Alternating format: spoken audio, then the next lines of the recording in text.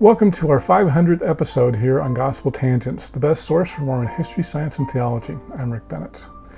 In our final conversation with Hans Mattsson, we'll talk about his role in the Swedish Rescue and how that made a big impact on the Gospel Topics essays, which came out later that year. So we'll get Hans' reaction to that, as well as what he thinks of the Gospel Topics essays.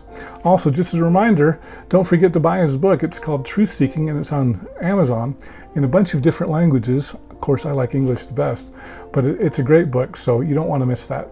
Check out our conversation. So let me ask you this question. So the essays started coming out, I think it was November of 2013. If those had come out 10 years earlier, would you still be a member of the church? No, I don't think even I can. It's hard to answer that question, but I also know that if those papers come out that early, maybe I would have left earlier. Oh, really? Yeah, because they would tell me that they have not been honest for so many years, and they have hidden things that they now publish, and I mean, just read about. You should believe in the prophet. You should believe what they say. The first section in the Doctrine and Covenants says that they don't. When they talk like Jesus talked, and they will not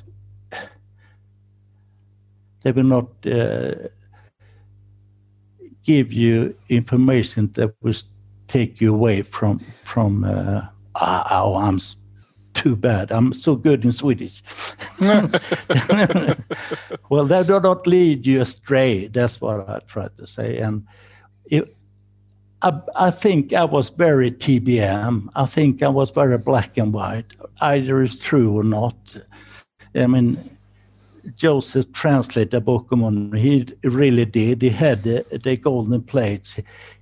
On the picture, he would take his finger, follow the things. But if someone said, no, he didn't use the plates at all. He was looking in the hat and the stone.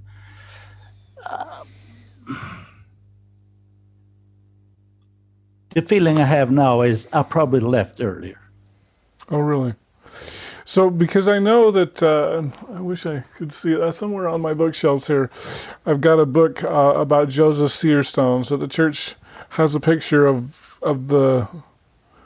I'm sorry, because he had a couple of different stones. One of them was a white stone, another one was a brown stone, and they're much more open about the hat and the stone in the hat, and with the Gospel Topics essays, when they talk about polyandry, we talk about that with Newell Bringhurst, and so they've come a long way, and I think thanks to you, I mean, clearly you're kind of a pioneer on this thing, but they still don't publicize it super well, but I think the idea they don't. The idea is that the people who want it, well, they can get it, and then they don't want to rock any boats like your boat got rocked. Yeah. So would you agree that it's an improvement?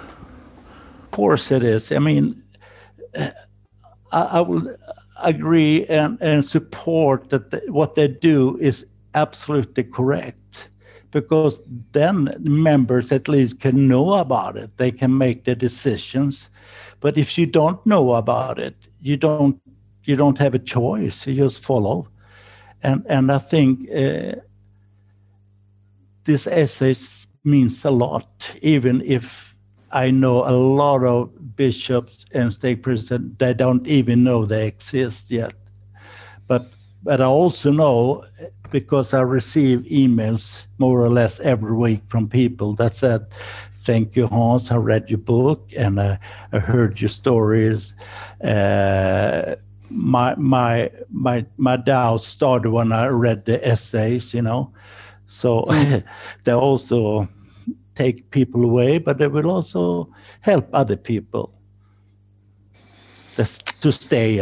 Or kind of. I think what the church is doing now is more talk about Jesus Christ, the Savior. And I really do like that, though, because like Marlene Jensen asked me, do you believe in Jesus? And I said, yes, I do. And then you will be all right.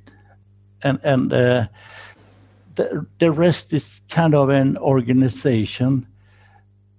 Not too many years ago, the more important, this is the true church.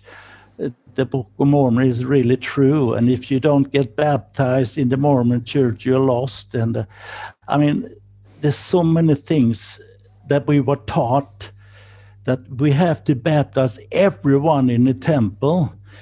If not, we can't save them. And today we say, well, the church will say, follow Jesus. But I still, what I don't like is they still connect the gospel of Jesus Christ with the church. The gospel of Jesus Christ is not the church, in my mind. Mm-hmm. But I'm so happy that they did come out with the essays, even if I don't think everything is absolutely perfect in the essays, and I think they still try to make it look nice. Yeah. At least I should, if I were a member. So for you, it was pretty much too little, too late. Is that a good way to say? Yeah, you're right. If you had grown up with the essays and you'd known about them for 60 years, would you still be a member? What do you think?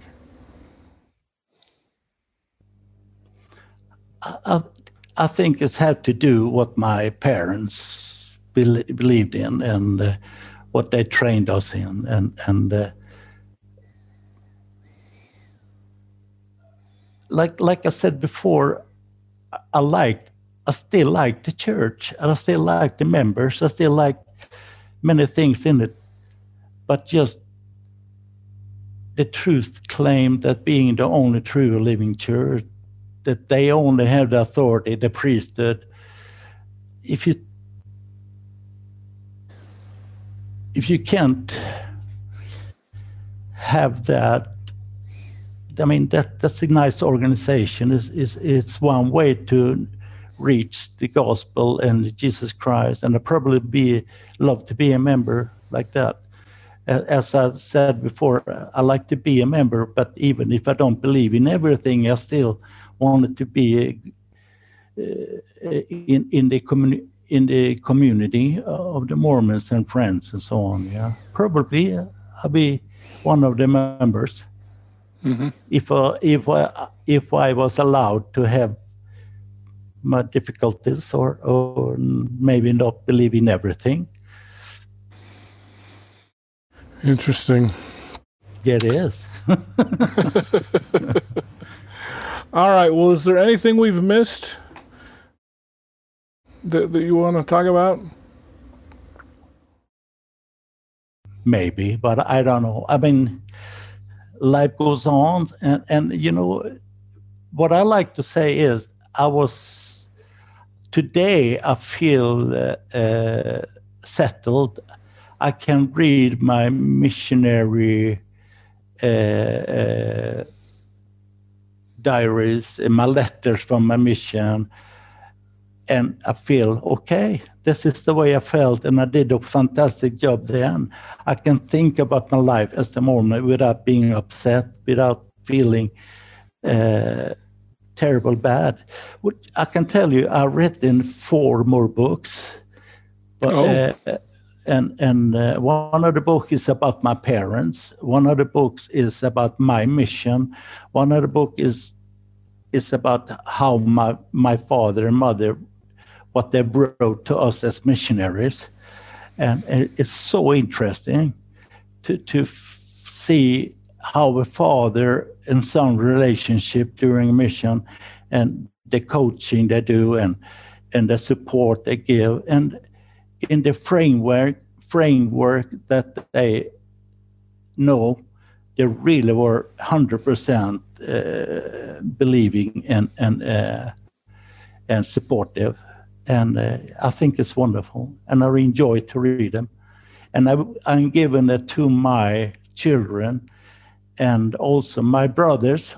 So my twin brother and I are much more friendly. I mean, we talk, but we can't discuss things.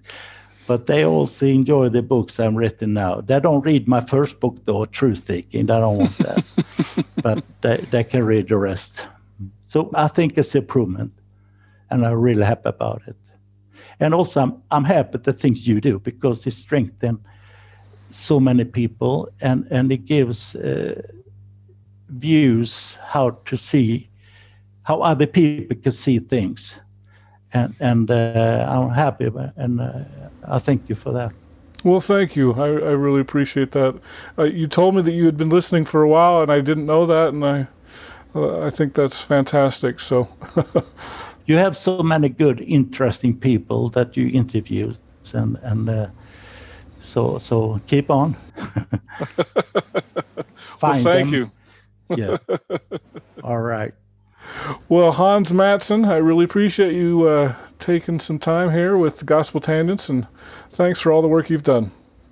Thank you so much, and hope see you sometime when I visit Salt Lake. That would be awesome. Please look me up. Or Utah. Okay. I'd love to meet with you.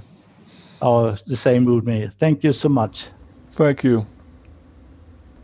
I hope you enjoyed our conversation with Hans Mattsson. If you haven't seen his book yet, go to Amazon and you can buy his book, Truth Seeking. Hans, I'd just like to thank you for spending so much time talking with me about the Swedish Rescue and about your book, and good luck with everything in the future. It was great having you on. In our next conversation, we're going to jump back into the Hoffman forgeries. As you know, Netflix has just released that new documentary, Murder Among the Mormons, and we're going to have Brent Ashworth on. His story, I don't think, has been told very well. But one of the amazing things is Mark Hoffman is not the only serial killer that Brent Ashworth was acquainted with. Well, I went to the University of Utah, and the ironic thing is that that was there that I took a criminal law class because I was going out to be a prosecutor, which I was down in Price after I left law school. But I took criminal law, and we were sat alphabetically in seats by Professor Lionel Frankel, who was number 2 at Yale, a real bright guy, and enjoyed his class. He started the class out by saying, this class will be different than any other class you ever take in law school because criminal law does not work. And I'm sure that the guy sitting next to me, because we sat alphabetically, and I was Ashworth, and Ted Bundy sat right next to me. No way. Oh, yeah. And he missed a few classes. He was arrested during that semester. So we, learned more about him as time went on. For those of you who are interested in the entire interview uncut without any interruptions, sign up at patreon.com/gospeltangents and you can hear the entire interview for just $5 a month. Also, we have other tiers. If you'd like to subscribe on our website at gospeltangents.com, click on the yellow subscribe button and you can subscribe for $10. You can also do that on Patreon and get a PDF transcript. We've also got some other ones for $15 and $20 if you'd like to get those as well. If you're interested in individual transcripts, go to Amazon.com and do a search for Gospel Tangents interview, and you can see our past interviews there in paperback form. So just check out Gospel Tangents. We're always updating those. For the latest updates on Facebook, go to facebook.com/gospeltangents, and you can see our latest updates there. We're also on Twitter at Gospel Tangents. Of course, you can subscribe on Apple Podcasts at tinyurl.com/gospeltangents. And please give us a 5-star rating for those of you who listen to audio only. So once again, thanks for listening. Click here to subscribe, here for a transcript, and over here we've got some more of our great videos. Thanks again.